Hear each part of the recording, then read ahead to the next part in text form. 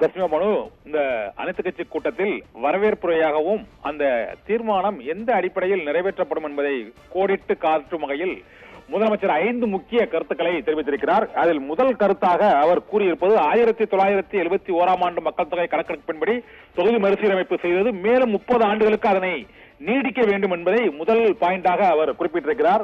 மற்றொன்று, மக்கள் தொகை அடிப்படையிலேயே இந்த தொகுதி மறுசீரமைப்பை எடுக்கக்கூடாது என்றும் விகிதாச்சார அடிப்படையில் இந்த தொகுதி மறுசீரமைப்பை எம்பிக்களின் தொகுதி எண்ணிக்கையை மறுசீரமைப்பு செய்ய வேண்டும் என்று 2வது கோரிக்கையாக வலியுறுத்தியிருக்கிறார்.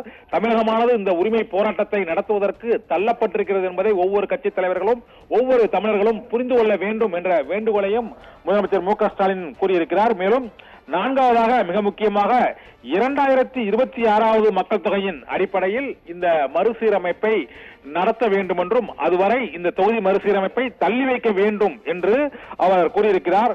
மற்றொன்று, தென் மாநிலங்களைச் சேர்ந்த 5வது மிக முக்கியமான பாயிண்டாக தென் மாநிலங்களைச் சேர்ந்த கூட்டு நடவடிக்கை குழுவை அமைப்பதற்கு இந்த அனைத்து கட்சி குழு கூட்டத்தில் ஒப்புதல் தர வேண்டும் என்ற வேண்டுகோளையும் முதலமைச்சர் மு.க.ஸ்டாலின் விடுத்திருக்கிறார்.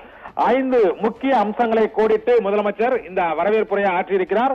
அதில் இங்கு 1971ஆம் ஆண்டு எடுத்த மக்கள் தொகை கணக்கெடுப்பின்படி 30 ஆண்டுகளுக்கு இந்த தொகுதி மறுசீரமைப்பு தள்ளி வைக்கப்பட வேண்டும் என்று கூறியிருக்கிறார். மற்றொன்று, மக்கள் தொகை அடிப்படையில் கூடாது, விகிதாச்சாரம் அடிப்படையில் தான் எடுக்க வேண்டும் என்று கூறியிருக்கிறார். தமிழகம் 8 மக்களவை தொகுதிகளை இழக்க நேரிடும் என்பதையும் முதலமைச்சர் சுட்டிக்காட்டியிருக்கிறார். 2026ஆம் ஆண்டு மக்கள் தொகை அடிப்படையில் தொகுதி மறுசீரமைப்பை எடுக்கலாம் என்ற வேண்டுகோளையும் அவர் விடுத்திருக்கிறார். தென் மாநிலங்களைச் சேர்ந்த அனைத்து மாநிலங்களைச் சேர்ந்த தமிழகம், கர்நாடகம், ஆந்திரா மற்றும் தெலுங்கானா உள்ளிட்ட மாநிலங்களைச் சேர்ந்த ஒரு கூட்டு நடவடிக்கை குழுவை அமைத்து அதன் மூலமாக மத்திய அரசுக்கு நாம் வலியுறுத்த வேண்டும் என்பதையும் அவர் சுட்டிக்காட்டியிருக்கிறார். இதன் பின்னர் அனைத்து கட்சி தலைவர்களும் பேசிய பிறகு தீர்மானம் நிறைவேற்றப்பட இருக்கிறது. தஸ்மிமா மனு.